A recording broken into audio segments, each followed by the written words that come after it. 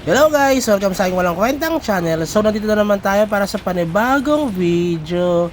Ngayon guys ay susubukan naman natin itong top 1 wizard sa aming server. Pero sa cross server siya ay nasa rank 4 ata sa mga wizard Pero in overall siya ay nasa 30 plus lang.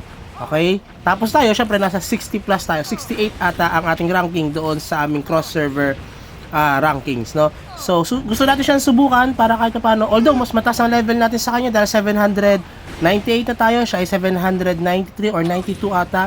Hindi naman nagkakalayo, pero ang layo ng damage namin, guys. At mas maraming option kasi siyang na-create doon sa kanyang mga mga accessories at the same time dito sa kanyang mga fluorides dahil plus 12 na lahat or level 12 na lahat yung kanyang fire fluorides. Okay, so kaya siya number 1 siguro sa amin, no? At syempre dahil nga siya ay nasa rank 30 plus, parang 33 ata siya, tayo ay 68. Susubukan natin siya dito para mag-gauge din natin yung character natin kung kaya ba nating humabol. Kasi ang goal natin ay mag-rank 1 dito sa aming server na wizard. Okay, kung hindi ko siya kayang talunin, medyo malayo pa tayo. Kahit na level 800 na tayo, ay wala, hindi ko deserving yung position na number 1. Okay, at gusto rin natin i-test kung deserve niya ba talaga yung title na top 1 wizard dito sa aming server. Okay, so rank, ano ba siya? 37. So almost 30 ranks, no? 30 players yung difference namin. So medyo malayo talaga guys yung aming strength, no? Or yung aming battle points, no? Rank 37 versus rank 38, ay 68. Okay, medyo malayo. So susubukan natin. Ito si Ryuk. Shoutout sa'yo, boss. Sigurado ako na baka mapanood mo ito or kung may makagil tayo na or kasama dito sa MU Monarch na kakilala tayong dalawa.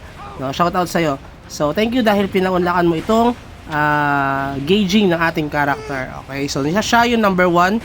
Tayo naman ay number 2. Okay, medyo maganda para yung itsura natin, di ba? Pero siya ay maganda pa rin naman, no? Malakas din talaga siya.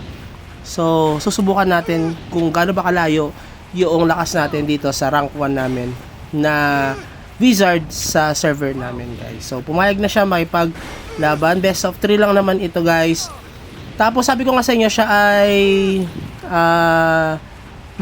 maraming accessories na options na na-unlock sa kanya para may speed and 2% attack na siya. Tayo kasi wala pa tayo speed and 2% attack. Tapos, ang problema sa atin ay hindi pa maximum yung ating fluorides. Kasi, ang sabi niya sa akin, no, tinanong ko sa kanya kailan yung damage niya. 25k daw yung damage niya. Wala pang buff yun, guys. Samantalang tayo, may buff na yan. 19k pa lang yung ating damage. Almost 20k na rin naman, kahit pa paano. So, yun, no. So, dun pa lang, ang laki na ng advantage niya sa atin. So, kaya natin siya ginigage dahil itong si Ryuk ay, yung previous owner nito ay talagang spender. Marami na rin siyang nagastos dito sa MU Monarch. So, ito yung character natin, semi-spender. Tamang bili lang tayo guys, tamang bili, tamang top up yung daily lang natin. At iba pa mga bagay na binibili natin. Syempre, no, minsan kasi nakapag-AFK lang tayo tapos daily quest. So, pwede nyo nung makita dito na pwede palang makasabay yung character nyo na semi-spender dito sa MU Monarch. Pero syempre, hindi kayo mangunguna kasi talagang kahit na tulad nito, si Ryuk ay medyo spender na, may mas spender pa sa kanya. Meron nang kakilala, sobrang spender, marami silang bot. 'Di ba? So, dahil doon, lumalakas yung character nila. No, enjoy nyo lang yung character nyo. So, yan.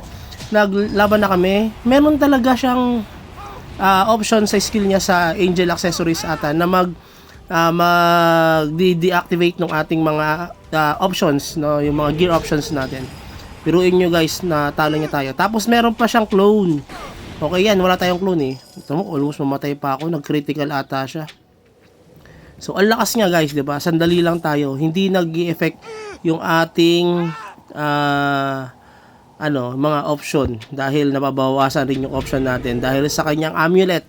No, parang amulet ata yun yung option ng kanyang angel. Okay?